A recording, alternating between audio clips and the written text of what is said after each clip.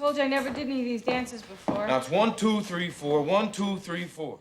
It's been almost 40 years, and trust me, Time of My Life is still one of the most played videos on my YouTube account. Such was the charm of Dirty Dancing, and honestly, it's still one of my favorite movies of all time. The movie had everything: a star-crossed romance, wonderful music, and needless to say, some amazing dance sequences.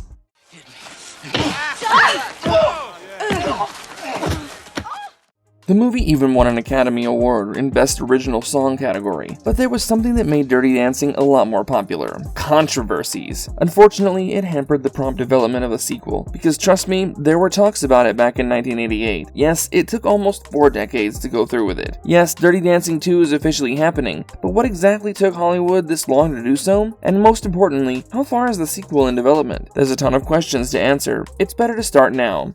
True to its title, Dirty Dancing crossed a lot of boundaries. Yes, at the heart of it is a story about breaking societal norms, embracing music, and dancing to the rhythm of one's heart. The story basically revolved around class differences when a 17-year-old pampered daddy's girl, Baby's path crossed with a dance instructor, Johnny Castle, who was, let's just say, a guy from the wrong side of the tracks. Obviously, their heated chemistry was on full display, as their hips moved passionately right under everyone's noses, but it also raised quite a few disapproving eyebrows. See, I'm not saying that Dirty Dancing was called out completely wrongly. To be fair, the storyline was indeed problematic. For starters, Baby was just 17, while Johnny was 25. I mean, I'm still not sure if their romance was even legal. Understandably, parents found the dancing to be a little too dirty, and to top that off with sex-related content, abortion, vulgar language, and questionable affairs. Of course, Dirty Dancing was not the kind of movie our mom wanted us to watch. But then again, Dirty Dancing was bold enough to do something that Hollywood generally loves sidestepping. It managed to highlight 2 simple truths. 1, youthful passion could challenge societal issues, and 2, privilege could be used to bring people together. Sure, Dirty Dancing couldn't get as many teenage viewers as they hoped back in 1987, but the film got a pretty positive response from critics and actually overperformed at the box office. The adult audiences loved it so much that they went back for repeat viewings, and thanks to word of mouth, it became #1 in the US, crossing $10 million in just 10 days. By November, it had gone global, and within 7 months, it earned about $63 million domestically, boosted dance class enrollments, and ended up as one of 1986's biggest films. It didn't stop there, guys. Dirty Dancing became the top video rental of the first film to sell 1 million copies on video. A decade later, during the 1997 re-release, it was still selling over 40,000 copies a month. I guess that's enough proof of its lasting appeal. The film also had a huge impact on the feminist movement and abortion rights activists, who called it a gold standard for cinematic depiction of abortions. In October 2021, during the abortion controversy in Texas, The Hollywood Reporter recommended revisiting the film for its portrayal of abortion in cinema. Dirty Dancing was just too ahead of its time, yet bringing it to life was extremely difficult, and that's probably one of the reasons that we had to wait this long for a sequel. The budget was always an issue, and producer Linda Gottlieb recalled in a May 1988 article for Premiere magazine